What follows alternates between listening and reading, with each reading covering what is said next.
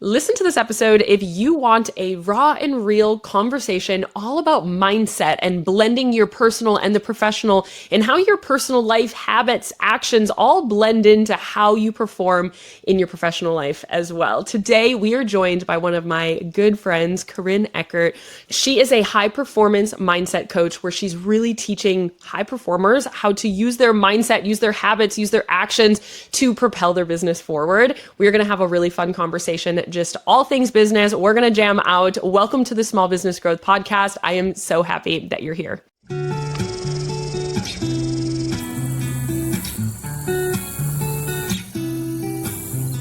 Hi, Corinne. How are you? Hey, Maddie. I'm good. How you doing?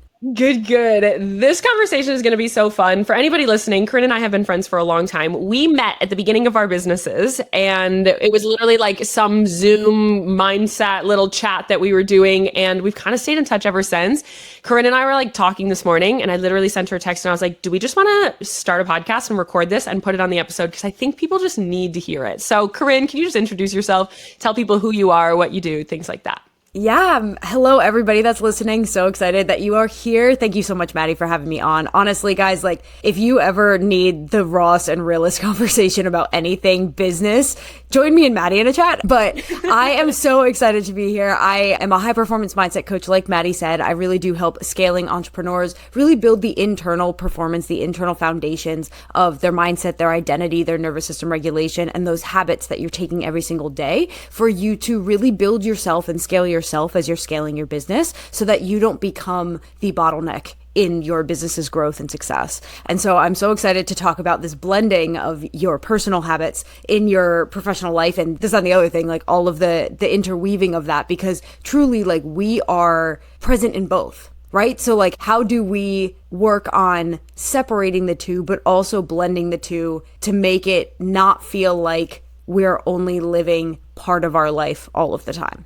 Yes, I think that's so good because really when you have a business, so often our brain is business all day long. And if we don't take time away from our brain being in business, your whole life is just your business. And then all of a sudden you're burnt out, you're not enjoying yourself personally. And if we don't have the personal figured out, the professional is also going to suffer. Even though we might still love our business, it's going to be hard to operate it. Absolutely. And I think it's funny because my friends call me out sometimes, like I do without realizing it, bring business into life. And so like I will sit with my friends and I'll be like, so what's the ROI of going to lunch today? And it's like, that's literally not something that you need to be asking. Like it's totally okay. And so It's like you'll catch those things about yourself. And when you do, it's a nice reminder to be like, hey, I need to be in life mode, not work mode right now. But there are also other things that like, if you don't have your friends or other people to call you out on that, like you might be operating in that more regularly than you anticipate doing.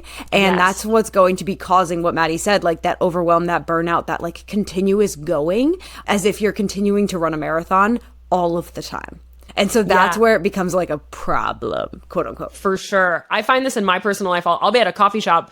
Everyone's like, shoot, there's no seats for like a big group as us. We did this the other day. After I do a dance class every Sunday morning and all my friends and I were out to breakfast. We were out to brunch after. We love a brunch. Love it. And we walked in and there was only 2-person tables at the coffee shop we were at. And I immediately was like, I have thoughts, I have feedback, I want to share it with them. And I'm not like the Karen that's going to bring it up. But they were like, why? Like, it's always so hard for us to find a table. And I'm like, this is a business strategy that like they're missing out on these big groups because they only have 2-person tables.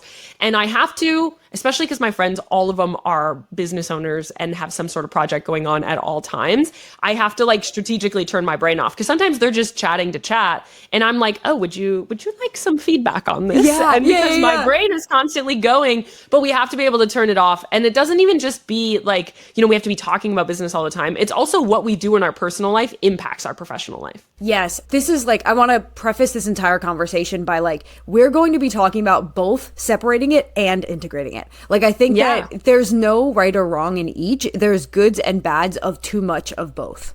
Yes. If that makes sense. Yeah. It's like, it has to be a balance. Otherwise it's unhealthy either way. But inevitably, if we have a business, our business is our life. It is what we do all day long. It is something that as a business, there's been studies that show that your love for your business is similar to a love of a child. Like the same part of your brain lights up at the same time when you talk about your business, when you talk about your children. What do parents do when they sit down is they're talking about their kids because it's what they love. And like, it's these things. So there's going to be pieces, like it is what we love. It is what we want to talk about all day long. But it is also understanding that what we do in our personal life can be separate. We don't have to think about our business and be doing our business all day long. But we also know that that brunch out with my friends is also helping me be a better business owner on Monday morning, because it's allowing me to decompress and refuel myself, knowing that on Monday morning I can wake up and know that I had time away. That's something that you've been preaching forever, right? Is like finding what is the off and what is the on. And I think that that's so important. And that's something that I coach with myself and like my clients through as well, is like,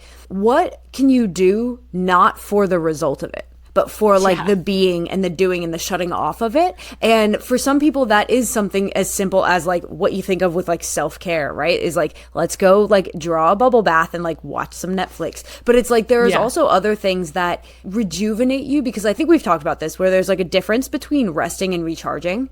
And it's like resting is like being a potato, and it's like laying on the couch and just like drowning in Netflix for hours and hours. And there's nothing wrong with that. But if you only do that, you're going to get back to work tired on Monday or whenever you sit back down at your laptop. You also need to integrate recharging things like spending time with friends that fill up your cup, doing a new creative activity, being outside in the sun. I'm on vacation right now. Like I even told you before this, I was like, can we record this early so I can go sit at the pool in the sun? Because recently I've really noticed that like the sun and like solitude in the sun gives me a lot of rejuvenating energy, as opposed to resting on the couch, basically. And so it's like, when you find what that is for you, the difference between like what is rest versus what is recharging, you get to leverage both of them so that you really do feel refueled for when you go back to work. Yeah, I like that a lot. And I think it's hard for people sometimes to actually figure out what that is that does recharge. I just recorded a podcast episode that came out a couple of weeks before this one came out, is that I had like a little mini burnout this summer. We've talked about it. My summer's been a lot. I've had a lot of personal things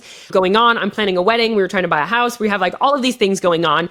And it kind of pulled me away from my business a little bit. And basically my default when I feel overwhelmed is to do nothing. Not doing nothing of like, I can't cross it off the list, is like all my brain wants to do in my off time is like rot. I want to watch movies, potato, and like literally scroll on my phone, because my brain can't comprehend getting up and doing something fun. So like I self-isolate all the time when I'm in this mode. I've said this to plenty of people. I literally just want to lay in bed. Like I can't, it's just all that I want to do, because my brain is so overstimulated and overwhelmed. And then when someone's like, well, you have to go do other things. I'm like, well, what are those things? I'm going to go paint. Like I'm so like, stressed out. What am I going to take that time? Like, how do you even do that? How do you think that people find the things that actually recharge them? Or is it just like finding and figuring it out? This is something that I've been like trying to figure out and like research and things. Yeah. So it's like, I don't have the full picture yet. Maybe next time we chat, we'll have the full picture. But I feel like it's not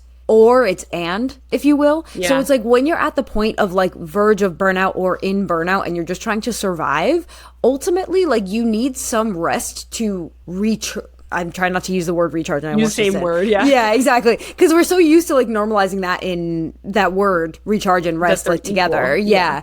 But I feel like there's a point where your body needs rest and your mind needs rest, which is when you're kind of like, all I want to do is lay in bed and ignore the world. At that point, it's like literally you're just so overstimulated that like more stimulation, even if it's something good or creative, is not going to be necessarily what's helpful. But when you are in that space, look to rest first, and don't like, I don't want to should you into anything, but try not to over rest, because then you get dependent on like, okay, I'm just going to lay in bed for 8 days as opposed to like 8 hours, you know? And so it's like, give yourself that permission to have the time to rest, and then be like, okay, maybe I'm at 50% and it really still doesn't feel like something that I want to go out and be super social. I'm not trying to go play a bunch of games with friends, but it's like, maybe then you step outside and you bring a coloring book for 20 minutes or just something that it like stimulates some level of creativity and like action for the sake of action, not action for the sake of the goal. And I think as high performers and like business owners and people who are scaling to like that's what I mean. make I'm a going to go movement, paint. What is that going to do for me? You only look at the result. And trust me when I say that, like, this is something that I also work through. Like, it's not like I've got it all figured out. Like, we're all working through this because since we're so goal oriented, it makes sense to only take steps that work towards the goal. And so it's like when we are looking at, you know, rest or recharging or something creative or laying by the pool, it's like, but that's outside and it's not on the path of the goal. So why would I not? But like something that keeps coming up is like athletes need off seasons too.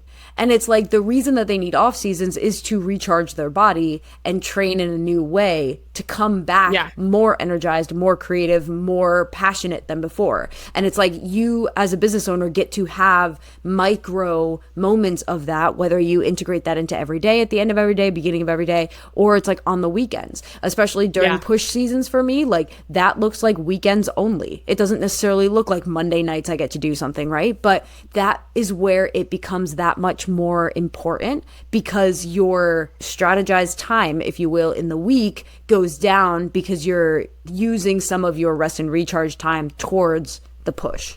Yes. And I think, you know, even if you talk to athletes or if you hear athletes talk on a podcast, they will say my recovery post-game, post-performance, whatever, is just as important as the actual game itself. So like even Taylor Swift will talk about like the amount of recovery she does after a show is so important for her to be able to do it the next day.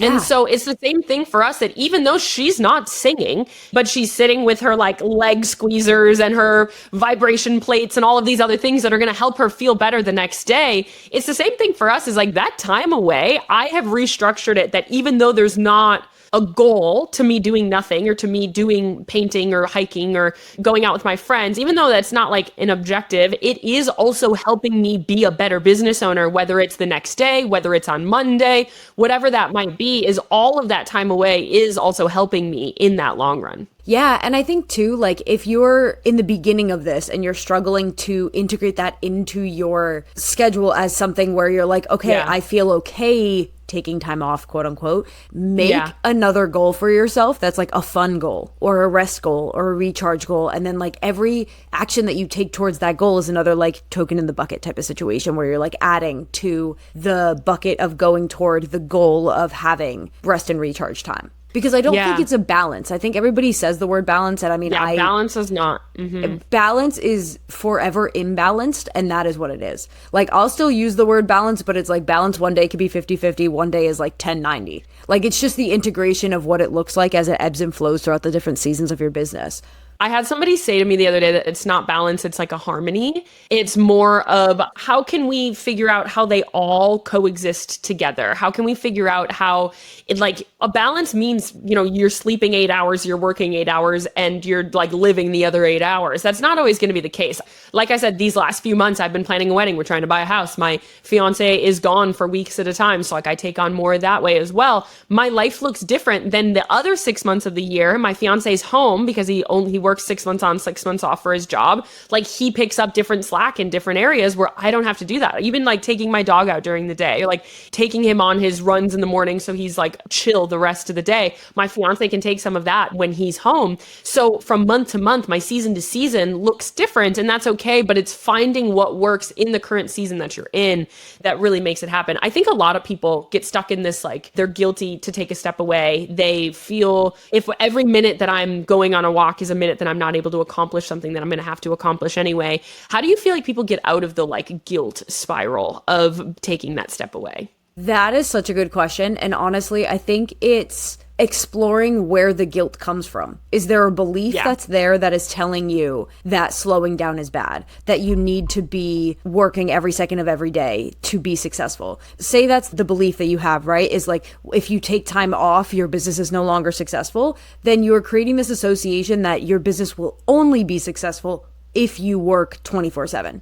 And so therefore you're locking yourself into this reality that you can't upkeep sustainably. And so you have to be able to figure out where that thought is and be able to rewrite that thought and into something that is going to allow you to perform sustainably as you move forward. So maybe it becomes my business gets to be successful both when I'm working and when I'm not, or taking time off actually makes my business more successful for the time that I am working. You know what I mean? Like finding a belief that you can then kind of take as your foundation for how you approach your business, and then start operating from that place and from that belief and what that does for you in order to get to the goal that you actually want.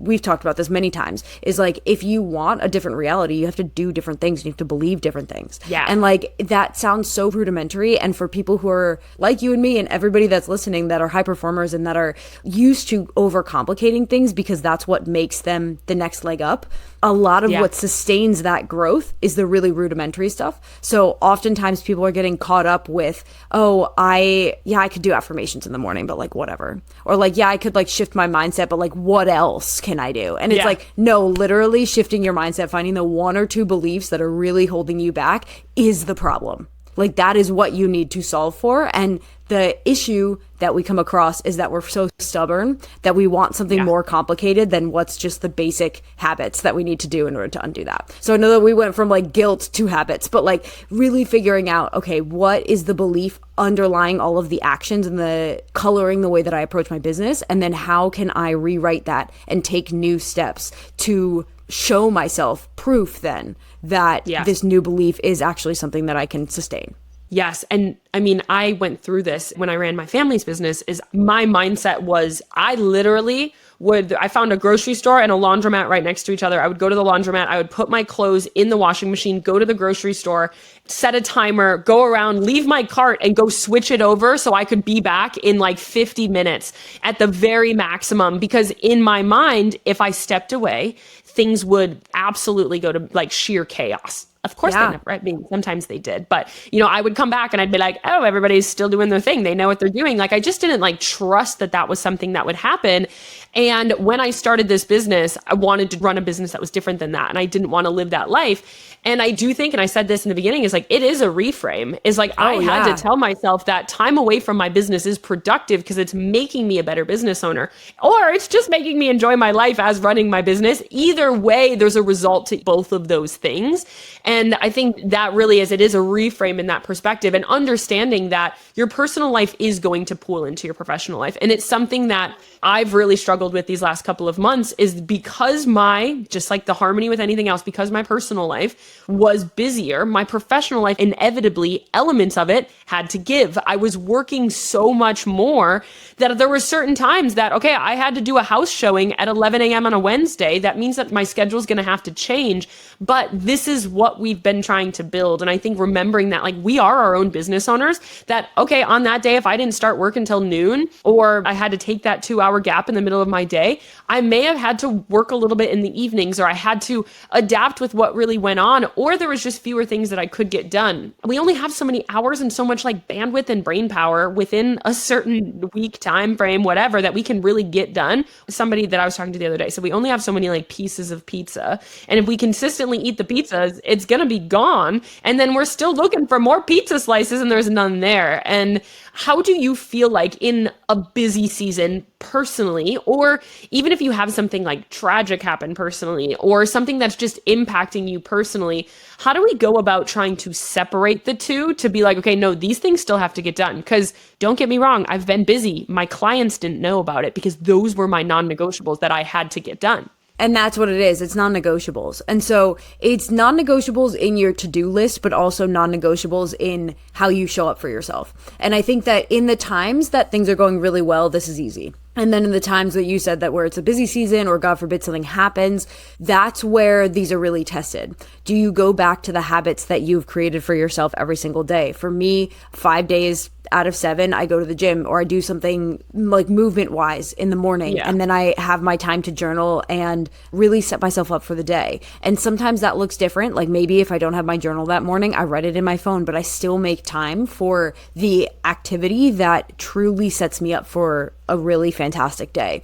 And it could be that I'm going through something and that I, am holding some emotions for my personal life as I'm showing up for work, but it's also not the responsibility of my business to fix that. And I think that a lot of people go, oh my God, let me just overwork and forget that. Yes. It's like, no, it's my responsibility as a human to deal with my own stuff that's going on so that I can show up in the best way possible. And it doesn't have to be my 100% every day. I can give what I can give and give that full amount. So if I can only give 30%, but I give 30%, it's 100% that day. You know what I mean? Yeah. Hey, I'm jumping in here for 30 quick seconds for those of you listening and thinking, all right, but how do I actually apply this to my business? Every week here, I share strategies, case studies, growth mistakes to avoid, but your business growth is nuanced. So your business support has to be nuanced as well. That's why all of my support includes me inside of your business, your ideas, your launches, your content, perfecting what you're already building and uncovering your hidden opportunities to scale. This isn't a cookie cutter course. It's a high level personalized support system to help you optimize your brand, your strategy, and every single person your business touches. If you want my eyes and my brain on your branding, your sales, your marketing, and your overall growth plan, click the link in the show notes to apply. Let's see what we can build together. I think that there's something to say around the habits and the hobbies and the actions that you're taking being so incredibly important. And it's something that I have really wrestled with over the years. And I've talked to you about it, but it's like, years ago, I was the person. I woke up at 5 a.m. I would meditate, I would journal, I would work out. I had like this template of a sheet that I would do every morning. I would work out, I would eat the same breakfast, and I would like be sitting down 9:01 a.m. every day, and I would work until this time. And I was so incredibly structured with my actions, with my habits, with all of those things, as well as with my work, all of that. But I got to a point where I personally this was years ago, I was personally struggling. I had kind of a hardship happening, and it was a period of kind of like a grief. And I wasn't able to fully be able to be in my business. And I was talking to a therapist at the time, and she basically said, you are trying to personal growth your way out of this thing that just needs time. Like, you're being so self-aware, you know what you're feeling, but you're not just allowing yourself to be a human. You're like, let me journal my way out of feeling this way. And it just doesn't really work that way. And so I cold turkey stopped. And to be totally frank, I haven't really gotten back to getting a structure of a habits again like that, because I cold turkey stopped and was like, okay, I'm just going to be for a little while. Cause I did years and years and years of really high pressure personal growth. I'm like, I'm going to personal growth my way through this. I'm going to be, whatever, all these things. And this is something that we talk about because you do a lot of it. Now I'm in the process of needing to realizing that because I left basically all of those things go, I just kind of plugged it with I don't know, I'll watch Netflix or I scroll on my phone and I'm just less productive. I still am taking slow mornings, but I'll go for a leisurely walk. I just I don't sit and I write my personal goals down like I used to, because I almost have this sense of that was what brought me stress. That was what brought me pressure, was I had so many things on my list. So I'm kind of in a journey these last couple of weeks. I've been okay, how can I bring back some of those ways in a way that doesn't feel restrictive or almost structured. I'm very masculine brained. My brain me too. is checklists, and it's just, I need to cross it off a list. I need to have it structured. And so then I started to put my play on a calendar where I'm okay, I'm going to do pottery. And I put it on a calendar and it helped, but it still felt I was I'm really scheduling out my play as opposed to being able to kind of free flow. And I think it's hard to find this halfway in between where my pendulum swung from one way to doing everything, scheduling everything, to then being I'm going to flow with it. And if I feel like meditating, I'll put a meditation on. If I don't, I won't. But I didn't actually hold myself accountable to anything. And that is where I am, at least in my personal life, where in my professional life, I have goals and I have structure because that is where I can be masculine and it makes sense. But in my personal, I'm trying to figure out how do I find that kind of in between of something that still sets me up to be productive, but also doesn't feel restrictive. Instead, it feels kind of refueling. And I think it's hard to do that because it does feel like I'm adding things back to my calendar, but they're things that are supposed to refuel me and make me feel happy again. Yeah, so I have so much to say about this because, first of all, I feel like everything kind of swings in a pendulum in the way that you were saying. I'm not sure if you have ever seen this older kind of view of it was like in old lawyer shows or something, but it was like 5 metal marbles like on strings, and someone would like pull one and then it would go back. Yeah. And then it goes. And so it's like, I try to think about that as like, when we're trying to change our habits, sometimes we pull the one to the right and it hits the one to the left all the way. And then we're like, oh, that's not the answer either. And so we go back to our original way and we're like, that's closer, but like we're still a little too far to the right now. And then we keep going back until we find this middle point that feels really good for us. And so like masculine and feminine works that way, being and doing works that way. Like there's so much, and all of that really goes together, right? Like there's a lot of being, which is more of like the feminine, allowing their flow and creativity to like just be. But then the doing is so masculine. And I think that for people like us and high performers, or women just in general that are more masculine leaning in like their tendencies and their energy, it's really hard to feel comfortable in the being. And so like allow yourself the space, even saying that is like feminine, but like allow yourself the space to like explore a little bit and then kind of go from there. Because what I will say is that you'll hear this from everybody about like, you should structure it, or no, you should not structure it, or this and the other thing. And it's like, ultimately it all will change constantly for you based on who you are, what you like, where your tendencies are, and like what season of life you're in. Because something I was going to say to your comment about like being so rigid when you were younger, like I knew you at that point too. And like it's so crazy to see like the transformation. And at that time, having that morning routine was what served you. And it's like, that version of you is not the version of you now. So why would you try to keep the same habits that did you well then now, because it's not the same situation? I come across this all the time where people are like, man, I just really want to change my habits back to when I was X, Y, and Z, and I did this and did that, and like not trying to negate any of the progress or success that they had at that point, but just saying like nothing else in your life is the same. So why would you expect yourself to stay the same as that version of you? And so like if there are elements of that you really liked, like a structured morning, or like journaling, or writing down your goals, or whatever, like try to bring that in now, but like as the version of Maddie, for instance, like now, who needs maybe something different, still in the same realm of writing things down, but it might look different from day to day, or it might look like you're writing it down on Monday and looking at it every single day instead of rewriting it every single day. Like your needs are going to change based on how you're growing, and like they should continue to change, because if you are continuing to look at the version of you that you're becoming and the version of you that you need to be in order to run the level of business that you're building, you need to be acting from that place, which might actually be something even different than you need now. It's like what future you needs, and that's how you make so much progress in such little time. Yeah. Do you feel like a lot of this is like trial and error? If like, let me try this morning routine and see if it feels good for me, and like see if it feels like, do I just implement something new and see if I feel rejuvenated? Okay, nope, that didn't really feel very good for me this week. Like, let me kind of go from here, because now I feel like there's like a piece of me that's, again, it's like, okay, well, I don't want to add all these things to my plate. So now let me see what feels good, like what doesn't feel good. But then I'm also like, what am I doing instead of this is not productive at all. Like, it's like, it's like I'm masking this by saying, okay, this is rest. Like we kind of talked about in the beginning, this is rest versus rejuvenation. I think, the rejuvenation side, in my opinion, is a lot of trial and error until you find something that you're like, ooh, okay, yes, this is something that feels really good. Yeah, I think absolutely that's part of it. And I think too, like, go back to the purpose of you having these routines and the purpose of you having these different activities. Like, the purpose is for fun. So it's like, if you're creating this being like, this has to make me fun, and like you dread seeing it on your calendar, or you dread showing up for it every day, don't do it. Writing and talking for me is so super helpful. But like, I don't know, some other people dance, some other people do yoga every morning to make sure that that's a thing. Like, the more I go through it and the more that I see it in my clients is like, what are the standards you hold for yourself? And those end up being the foundations, and they come out generally as habits that you stick to often.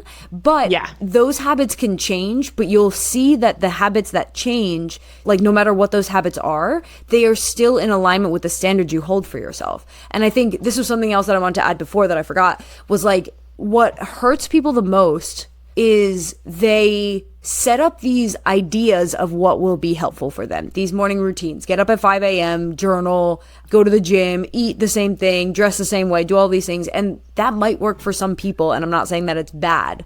But what I'm saying is people will say like tomorrow I'm going to start doing all of those things, and it works for a few days, and then they can't upkeep it. And then not only do they start making excuses, but then they start feeling really, really frustrated and pissed off with themselves, and low confidence levels, and so much self-doubt. And it's because you made a promise to yourself and you're not keeping the promise to yourself. So like, why are you trying to try on somebody else's box, right, of the things that work for them, when you could be creating your own that actually gets you excited to show up for them? And then you get not only the results of what those activities do for you, but you're growing your confidence because you set a standard for yourself, you set a promise to yourself, and you continue hitting it because you like it. I think a lot of us, in order to be the best, quote unquote, or like be a high performer, we've been conditioned into needing to struggle in order to be better than everybody else. And so like a lot of people start to look at, okay, that worked for them, and when I start to do it and I'm struggling, man, this means that this should be good. And then you do it and it makes you feel like shit during it and after it. So it's like, no, actually, what if this gets to be easy? And that's like kind of a switch from the masculine to the feminine a little bit. And that's where the real like work happens. And I think that, again, it's going back to, this seems so rudimentary and it seems like nothing, but ultimately like our foundations are made up of a lot of little nothings, not one big thing that works. I think that's really good. And realizing that, like, I don't know, it looks different for everybody. My morning routine, I'm sure there's moms out there that have 3 kids that are like, what is a morning routine? Like, I can't have a morning routine. I haven't had a morning routine in years. And I think this is where it's so hard to talk about, because it really is from person to person. Like, my morning routine is going to look different than your morning routine. It is just different because we are different people, different lives. And we live in a world where we have morning routines on our phone all day long. We're seeing these people that, you know, and they might not even be having that actual morning routine, but that's what they're saying it looks like. And they're not putting everything in that morning routine that they're doing. And it's really just finding the pieces that work for you. And it is a journey. And I think like that's something that I'm on right now, you know, as I go into being a wife, and like the more I dive into a different stage of life, and, you know, we have a house and we have these other things that are different than what, I mean, I lived out of a bus for the last 2 years, and like we live in a house now and it's very different. I have a dog now, that adds something, you know, as we have kids, like that will add a different layer, and these will always adapt, but it's finding the things that are consistent. Whitewater rafting used to be something that really fulfilled me. And when I go now, I'm like stressed out and I don't really want to do it anymore. And so that was something that, you know, was something that was refueling that is no longer. And I think that's where I am still trying to fill that gap, is like, I don't have that like major hobby that I do all the time that makes me feel, you know, like myself, or makes me feel really good. And I think that is something that's really important, is that's what the journey is that I'm on. When we're talking about these things, I'm sure there's some people that are like, what are you even talking about when it comes to habits and routines and like mornings and things like that? If you could give like a list, like what are some of these things that you recommend people at least try, whether it be affirmations, meditations, you know, breath work is something that Corinne does, incredible breath work sessions. I love them. She has one on Thursday, tomorrow, and I'm so excited. I need it so bad. I texted you this week. I'm like, man, I need this so bad. But what are some of those things kind of on your list that you feel like are really important for tools in your toolbox? Yeah, I mean, I will preface, like we've been saying, like for me, this works. And like try it on. It's kind of like going to the store. Like you see a shirt, try it on. If you don't like it, put it back. And if you like it, buy it and take it home. So for me, I know that throughout my personal development journey and my inner child journey, like doing all of like more healing stuff and understanding myself, I've noticed that my emotional regulation and energetic regulation on a regular basis starts with moving my body in some way, shape, or form. It allows me to get any stagnant energy out and move, and then I feel stronger. I feel better about myself. The endorphins are going. Like everything is just good. So for me, I wake up and I go, I drink a shit ton of caffeine and then I go straight to the gym. So maybe don't do that. Yeah. I'm not one of those people who's not drinking caffeine in the morning. I am, and I'm bumping loud music at like 5:30 a.m. And then I come home, and before I start getting ready for the day, I like to meditate. I literally have in my calendar, it's for an hour, but it's just so that I remember at some point in that hour to do it, because everything's flexible. It says Corinne time in my calendar, and it's something that just reminds me like, hey, take time for myself, whatever that looks like that morning. So I guess this is a way to look at it. Like my standard for myself is to have Corinne time every morning, but my non-negotiable currently is the habit of meditating and journaling. And so like that non-negotiable might change because that's like the habit of it, versus like the standard that is like forever non-changing is like showing up for myself in the morning. So caffeine, workout, journaling, and meditation. And this can go anywhere from like 5 minutes to like 40 minutes, like whatever I need really. And my favorite prompt is something based on this concept called be, do, have. And I know that you and I have talked about that so much, and we'll call each other out when we're have, do, being instead of be, do, having. But basically what this concept is a lot of people wait until they have the thing to then take the action, and then be happy, confident, satisfied, whatever that is, right? So it's like, when I finally get 1,000 views on a reel, then I'll finally post more regularly, and then I'll feel happy about my business. And it's like, no, because that's giving all of your control over what you can control away to other people. What if you flipped that on its head and you decided to be that thing now, right? So you decided to be confident, you decided to be assured in your business, you decided to be happy and show up and take actions from that state of being. So posting regularly, showing up on live, showing up on Instagram stories, for instance.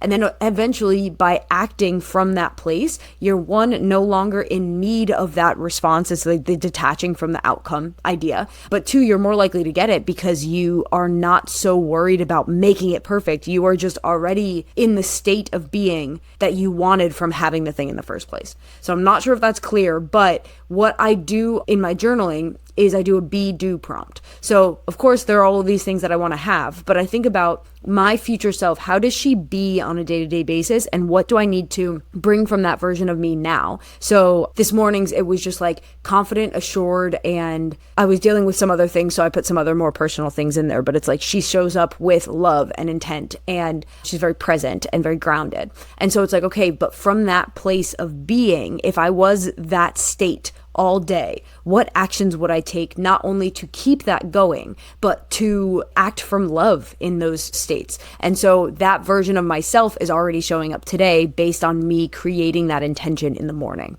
So that's my journaling prompt. And then I just jump straight into work. And so sometimes, I mean, like that works for me and that's fine. Other times I'm like, man, I need 2 hours to meditate and get through this thing. Like we were talking about before, like it's our job as a human to deal with our human stuff outside of work before we bring it into work. But ultimately, like we are present in both of them. We are present in our lives and we're present in business. So naturally, whatever we are doing or going through or feeling is going to bleed into both of them. And so by having these habits for myself in the morning is really helpful to kind of pulse check, where am I and where do I want to be?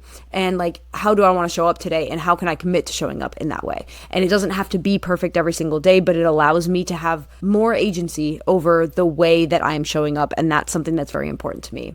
I think that for other people that are like, what else can I do for a morning routine? Because like your girl does not like to get up early. I don't like to work out. I don't like anything like that. Like what I will say is like, we have a mutual friend who gets up at 10 or 11 a.m. every single day, and that she doesn't have a morning routine because that's not who she is. And that's completely fine. Like she has her non-negotiables are having breath work every morning and journaling every morning and taking creative time because she is significantly on the more creative feminine side than Maddie and I are like on a day to day. And so she has like non-negotiable time to lay out on her patio in the sun. And like that works for her to rejuvenate her and like really get her creative. So like Maddie was saying before, like this is something that will be trial and error. And you have to approach it from the idea that it gets to be fun and it's okay if it doesn't work. You have unlimited ideas and opportunities on how to find something for you, because it's more about actually learning about yourself through the things, not actually having a specific thing that you're doing. Totally. It's just knowing the things that are resting versus refueling, trying them out. And just knowing like, if you do go and you paint in the mornings and all of a sudden you're like, okay, I didn't really like that. It doesn't mean that it's ever going to hurt. Like taking this time away, going for a walk, never going to worsen your day unless you roll your ankle, but like that's about all you got. And so there's like all of these things. It might not be your thing, but it's never actually going to take away from your life to go and do these. So what I have done is I have basically picked, and again, this is a masculine way to take this, but I have like 5 things that I'm like trying to implement into my day-to-day every week. And about watercolor, your girl is not an artist, all right? And not an artist. can do many things. Art, not one of them.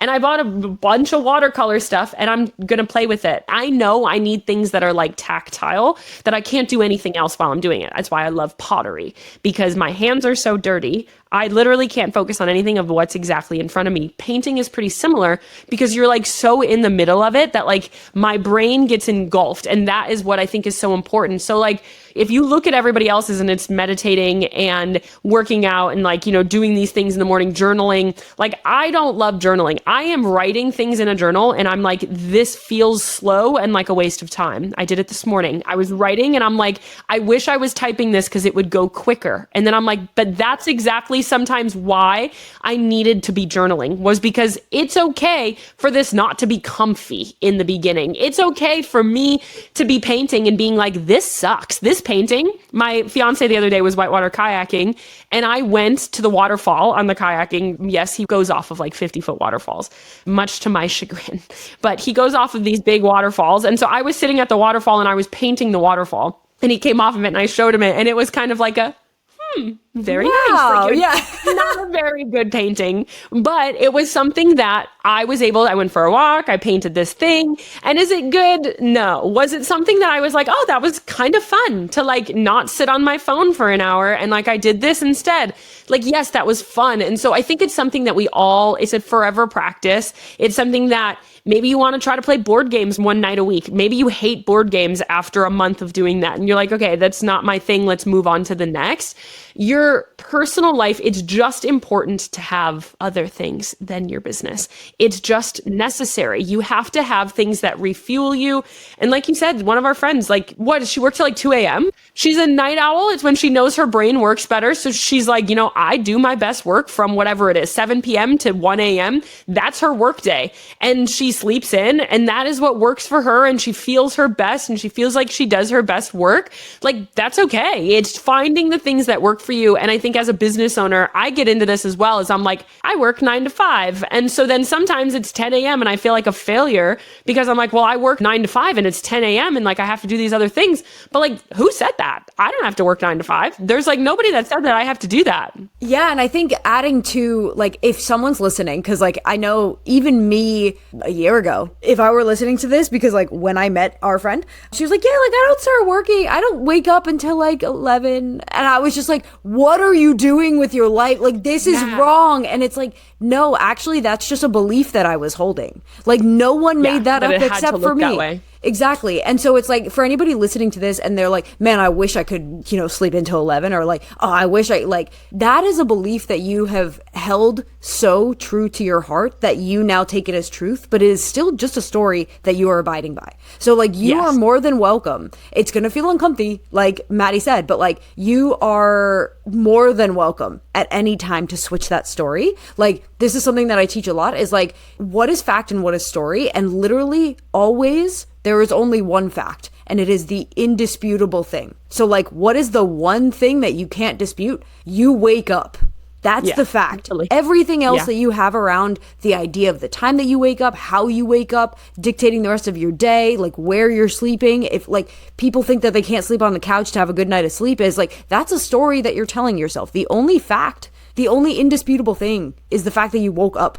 So like, of the stories that are coming up as you're listening to this, and I say this with all of the love, like, challenge them, because these are the things that are like running behind the scenes that are stopping you from trying different things, from being experimental and enjoying, you know, a new thing, a new creative hobby, Maddie painting a waterfall, like, you know what I mean? Like, all of these things. And so if you start to do the practices of like noticing, okay, this feels icky. Does it feel icky because it's going against a story that I have held? And it's like, okay, do I want to follow the story? Do I not want to follow the story? Do I want to grow in this way? Is this not something that I want to grow with? Like, there are so many ways to go about it, but getting curious about it, I think, is going to be the first step for anybody. Getting curious about, okay, what feels good for you? What doesn't? What do you want to try? What don't you want to try? And then being open to being a beginner at something and allowing all of the stories that come. At it. Yeah, that's hard. And then just being able to let the stories that are surrounding being a beginner kind of drift away. Yeah. Yeah, I don't like being bad at anything. And so my like God, I sit same. down and I'm like, if I tried to knit, I don't knit. But if I tried to knit, I'd be like, wow, this looks awful. Maybe I won't do that anymore. I mean, I think it's a really good practice. It's actually something that I'm trying to do things that I'm bad at. And like dance was something. I still to this day, love I've been seeing your videos. Yes. Oh my gosh, I'm a terrible dancer I'm so still, proud of you. but I'm better. I'm better than when I started. And I literally I don't really go to bars ever. If we do, it's a dive bar and we're sitting in like watching a football game. That's about it. And I went to the bar like months ago and my fiance was like, wow, like you're actually a better dancer than when I met you. Cause we did go to bars back then. And like, it's something that I've been dancing. I do go to this dance class. My friend owns a dance studio in town. All my friends go to it. And it's kind of like our girly thing that we do. And it's really fun. And I still will see a video of me after years of doing this. And I'm better than when I started. Everyone used to like make fun of me. I would do like these knife hands, basically like robot. It was terrible. And now I'm like, okay, wait, I'm getting a little bit better. And it just took some time. Do I still love it? No. When they like tag me in an Instagram story, I'm like, dang it, I don't really want to reshare this. I don't really need my people to see this. But it's like exposure therapy to it and understanding that you're not going to be good at something. You weren't good at whatever you're doing right now when you started doing that either. Like nobody knows how to do this to start. You don't know how to run a business when you started. Like, and we figured out how to run a business and that's how it all works. And it's just all part of the process and the circle of life. Corinne, this has been so helpful for people. So great to just get like this good convo. We could talk all day. Oh my gosh, Corinne and I, know. when Corinne calls, it's like 6 hours. Yeah, I was about to say like minimum 4. Sometimes we have to be like, okay, we're going to set a timer. 4 is like our average. Yeah, I would say. It's brutal sometimes. I'm like, well, all right, I'll clear my schedule and go for a really long hike or something. We could chat all day long. We could talk about so many things. We'll just have to have you back and we can keep on doing it. But I think that this is a good conversation to bring because I know so many people are struggling with it. If you were to leave like your mantra or your legacy of some sort of like, this is, if everybody could know this thing, if everybody could know this concept, what would be your feedback that everybody could know that you could scream from a mountaintop? Oh my gosh. Well, the one that came to mind doesn't necessarily deal with our conversation. So I'll share that, but then I'll share something else that is relevant to the conversation. So the one that like, this is a mindset shift that changed everything for me years ago. A coach had told me this and she was like, literally everything is made up. And I was like, you're lying. That is a lie. Just stop that. And she's like, no, think about it. Like in the US, we drive on the right side of the road. In the UK, they were just like, yeah, we're going to drive on the left side of the road. Yeah. People are like, you can't eat cake for breakfast. It's like, literally, why not? We just decided that eggs were breakfast and not dinner. And like we decided that cake is dessert and not breakfast. Like everything is made up. And so I think in entrepreneurship, it's so important to obviously follow the law. But like you want to make drive sure. on the right side of the road. Yeah, like drive on the right side of the road. But like open yourself to the possibilities of that creativity, of the idea that like we are the ones that are creating things that other people aren't thinking. So naturally, it's going to be a hard course. It is naturally going to be something that like does not have a roadmap because you're probably the one creating it. And like, that's hard. And literally everything that you see in here, in Maddie's background, in your surroundings right now, were all once somebody's idea. And so they had to chart the course to be able to create that. And that level of understanding of like, wow, everything that I see right now was once someone's idea. That helps you to be like, okay, well, they probably had no idea what they were doing at the time either because nobody has any idea what they're doing. Exactly. Hardly at all. And so like, someone made up the rules that we're following and we're making up the rules that someone else is going to follow, right? So it's just like, approach everything with that curiosity of like, everything is made up. Like, what of this is true and what can I And that totally adjust? goes to what we were talking about because morning routines, having to have meditation and, you know, workouts and all of this is made up. It's just what some people say works for them. And it doesn't mean that you have to do it that way. And I think that's really important. It's something that I've had to really do. And we talk about this a lot is I'm very black and white. I don't like same. The gray area. It's so hard. I go all in or I'm nothing at all. I turn it on and I turn it off and that's all that it is. And the gray area is where we live. And so we put these expectations on ourselves that it has to be black and white, but like the world is gray and it's the same thing from there. Corinne, where can people find you? Where can they take your breath work? If you guys are ever wanting some of these, like please do some of Corinne's breath work. It is the best. I would love to have you guys. So Instagram is the best place to find me. It's just at Corinne.Eckert. And my website is under construction, but when it is ready, it'll be CorinneEckert.com and that'll be the second best place to find me. Perfect. Thanks so much for being here. You'll be back eventually. I'm excited. We'll keep on talking. Yay. All right. Thanks for listening. Bye, guys.